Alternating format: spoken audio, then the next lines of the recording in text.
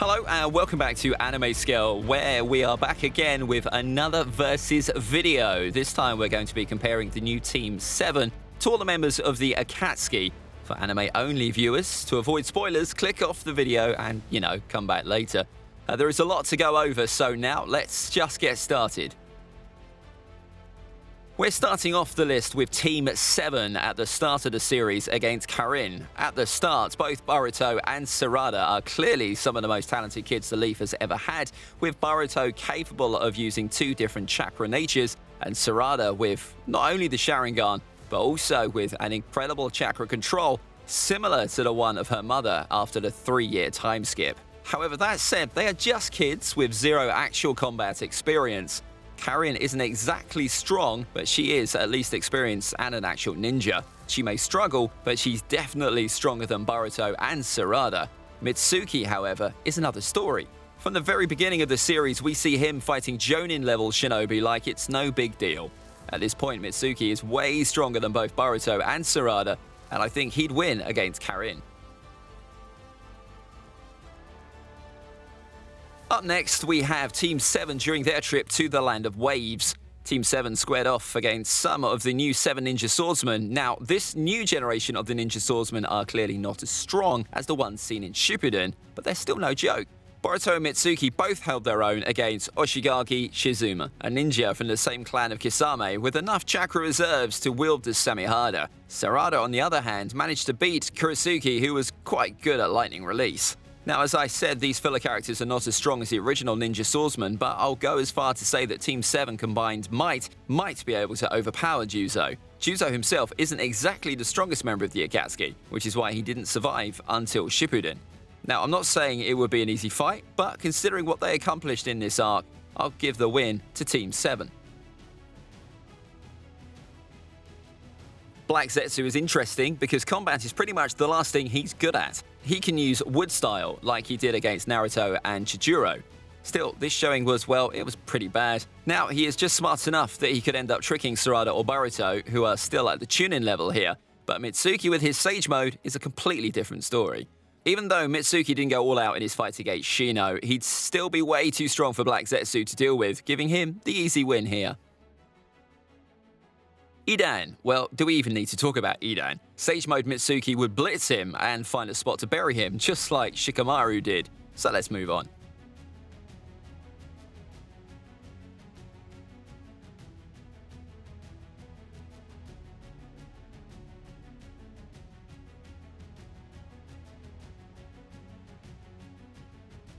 Suigetsu is a pretty capable ninja, with his clan's exclusive jutsu being quite handful in combat. He pretty much only has one big weakness, and that is his weakness to lightning release.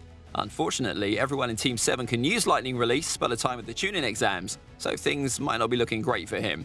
Now, it's not like anybody who can use lightning release is an easy win against Suigetsu, who I think is experienced enough to deal with both Sarada and Mitsuki if it came down to it. But with this, Boruto doesn't quite work out that way, since he can spam lightning release from afar without using any of his own chakra, something Suigetsu cannot deal with. Besides that, he can also use purple lightning, something that would pretty much one-shot Suigetsu if it landed.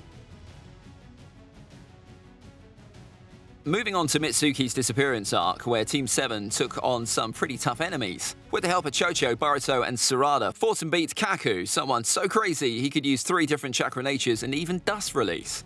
With Mitsuki using Sage Mode, they were even able to somewhat stand their ground against Ku. Now, they were definitely outmatched here. In fact, Onoki had to step in or else they would have got vaporized. But they also didn't immediately die to someone Kage level, so that says something. Suigetsu is great, but he definitely isn't a Kage level shinobi. When you add in Garuga to the mix, things look pretty dire for Suigetsu. Sure, it's not like Garuga could hit him one-on-one, but it wouldn't be one-on-one. He'd also have to worry about being constantly spammed by lightning jutsus. And remember that Boruto's Vanishing Rasengan is the result of a Rasengan mixed with lightning chakra, and it would most definitely hit Suigetsu since this thing hit a lot of much more powerful characters. This is an interesting fight because it's one we did actually see in the show. Here, Konohamaru was able to knock Jugo out of his enraged state with one powerful Rasengan. Now, this Rasengan took up pretty much everything Konohamaru had, since he could barely even stand afterwards.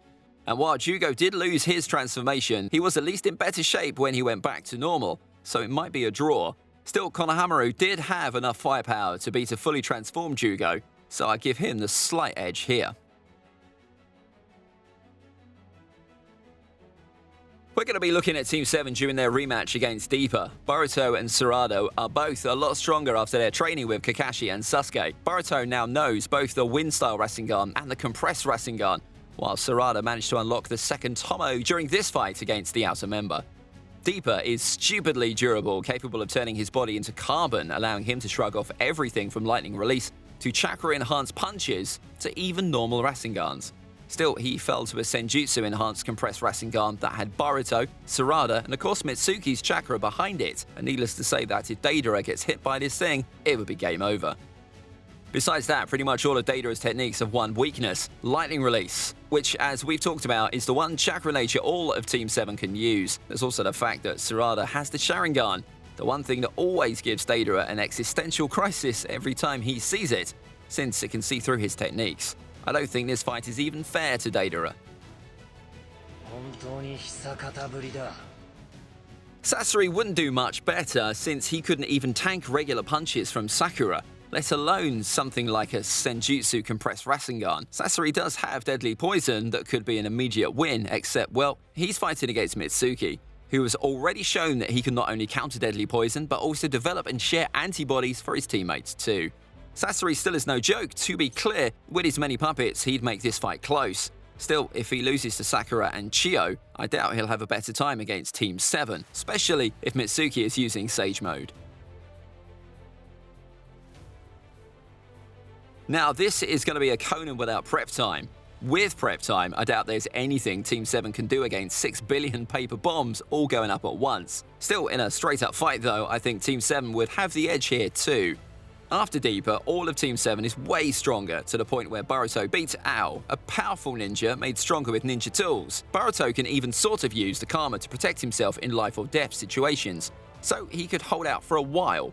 Konan's big weakness is water release, which Boruto has. Still, in a straight-up one-on-one fight, Konan would beat pretty much all of Team 7. All three of them together, however, might just be a little too much for Konan to handle, though it would be a close fight either way.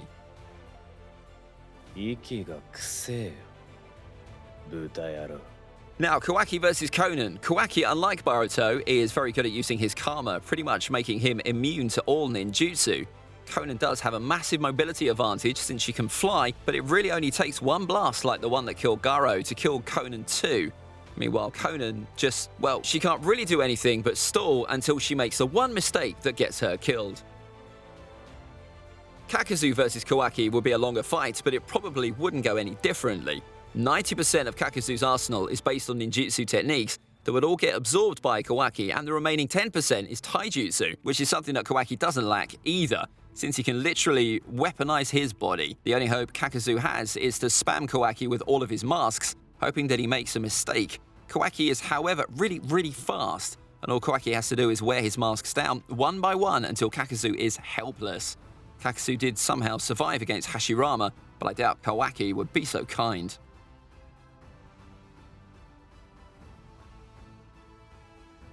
This is an interesting one since the series kind of has shown how this will go anyway. In pretty much the first episodes of the show, we did see Mitsuki blitzing Orochimaru, an Orochimaru who was much stronger than he was in Shippuden. If Orochimaru wasn't an experienced ninja, this might have been enough. Orochimaru, however, is one of the most experienced and clever ninja in the series, and all he would really have to do is outlast the strict time limit on Mitsuki's Sage Mode, after which their fight wouldn't even be close. Orochimaru wins, but with high difficulty. This is a pretty close fight since the two have the same weakness. They don't have a lot of stamina. Mitsuki is definitely fast enough to dodge Amaterasu, and I doubt he'd be stupid enough to look an Uchiha in the eyes. This is the Sasuke that fought against B, so he doesn't even have the Susanoo to bail him out. In terms of speed, Mitsuki has a slight edge here, but I have to say that this matchup is really up in the air. I feel like Mitsuki could pull off a victory here.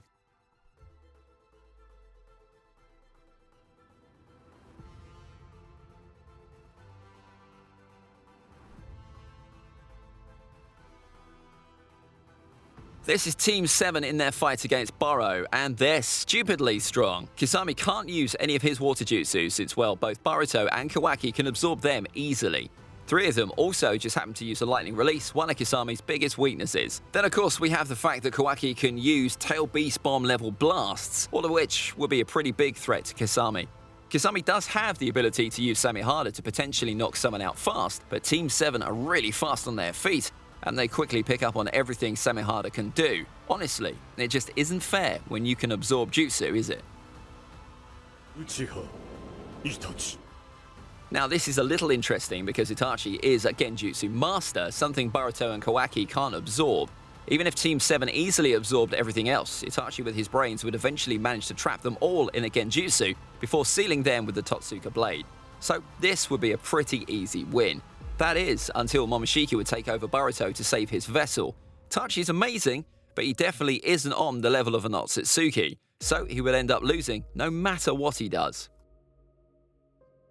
Pretty much the same thing would happen against Pain. Pain has all the tools to easily beat Team 7 on their own, but I doubt he'd have a hard time doing it. Still, when it comes to killing Boruto, Momoshiki would take over, and it would be a different story. Who would know Pain and his abilities better than Momoshiki himself? It might take him a few seconds to figure out which body does what, but he'd figure it out. Momoshiki is more than fast and strong enough to easily blitz all of the paths of Pain, and needless to say that the Diva path is not tanking a huge Rasengan like this one.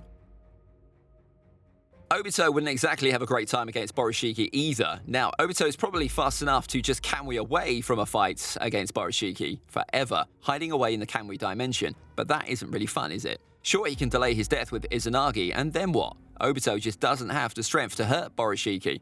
Boruto stomps. Even in this form, Obito still has no way of actually hurting Boruto. All he really has is ways of making the fight longer than he otherwise would have been able to. Karma version 2 is Boruto using Momoshiki's abilities while still staying conscious. He'd be able to corner Obito, but this form of Boruto has a stupidly strict time limit, to the point where this form lasted only 1 chapter, and sooner or later Momoshiki would take over, giving this Obito a sort of victory against this form of Boruto.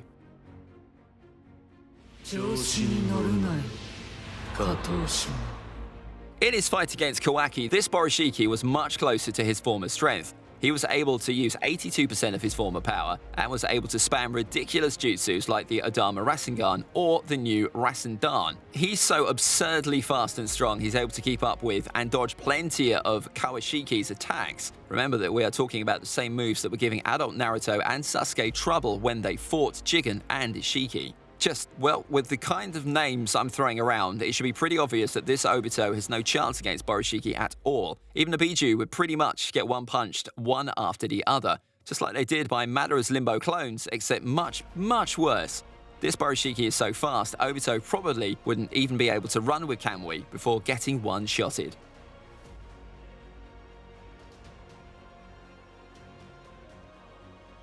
Obito is of course a lot stronger after becoming the Ten Tails Jinchuriki. He's a little faster than KCM2 Sage Mode Naruto, and was easily capable of handling both this Naruto and EMS Sasuke together. So just thanks to that alone, he is a much bigger threat than before. The only problem is that this is Borushiki, who is at least 82% as strong as he used to be when he fought adult Naruto and Sasuke, who would have been able to manhandle Jubito on their own. This version of Borushiki is just way too much for Jubito to deal with. If the fight against Borushiki isn't close, it's a lot worse against Kawashiki. Kawaki can use around 80% of his AKATSUKI powers, which already makes him a complete monster. However, much more than that, he can now use Ishiki's Dojutsu, letting him use both Sukuna Hikona and Daiko Koten, allowing him to instantly shrink and store away matter in a pocket dimension. These abilities are so strong, they alone were enough to easily beat both adult Sasuke and Naruto. This Kawashiki overwhelmed Borushiki too, piercing him with the chakra rods and almost clashing him with the chakra cubes, with Naruto stepping in to save his son. Now obviously, Kawashiki isn't as strong as Ishiki himself was, especially at using these techniques. The problem is that Ishiki himself was so ridiculous that even being somewhat comparable to him scales Kawashiki way above anything Jubito can handle. This is probably the most one-sided fight of the entire list, and Kawashiki would take it with little difficulty. That's it for the list. Thank you for sticking around till the end of this video. If you have suggestions for future versus battles, leave them down in the comments section below. Till then, this is AnimeScale out. Bye!